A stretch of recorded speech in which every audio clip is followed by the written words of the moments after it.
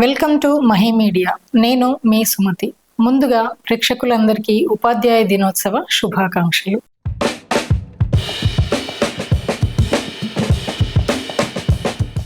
గురు బ్రహ్మ గురుర్విష్ణు గురుర్దేవో మహేశ్వరః గురు సాక్షాత్ పరబ్రహ్మ తస్మై శ్రీ గురవే నమః.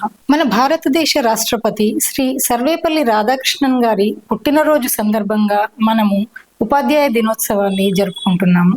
ప్రతి ఒక్కరి జీవితంలో తన తల్లియే మొదటి గురువు.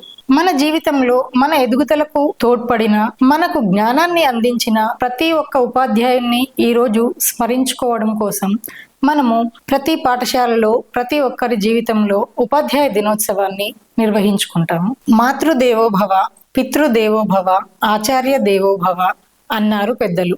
తల్లి తండ్రి తరువాత స్థానం గురువుదే. నవనాగరిక సమాజంలో ఆయన సాధారణ మనిషి.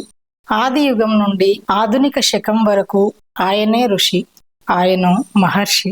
గురువు అంటే అర్థం గు అంటే చీకటి, రు అంటే తొలగించడం. గురువు అంటే చీకటిని తొలగించేవాడు. గురు శిష్యుల సంబంధం అనగానే మనకు మొదటగా గుర్తుకు వచ్చేది ఏకలవ్యుడు. తనకి విద్యను నేర్పకపోయినా ద్రోణాచార్యుని గురువుగా పూజించి సకల విద్యలను నేర్చుకొని విద్యార్థులందరికీ ఆదర్శప్రాయుడయ్యాడు. అజ్ఞానమనే అంధకారాన్ని తొలగించి జ్ఞానమనే వెలుగును నింపి కలలను నిజం చేసే ప్రత్యక్ష దైవం గురువు. అందుకే ఈరోజు మనకు విద్య నేర్పిన గురువులను స్మరించుకొని పూజించుకుందాం. మరొకసారి మీ అందరికీ ఉపాధ్యాయ దినోత్సవ శుభాకాంక్షలు.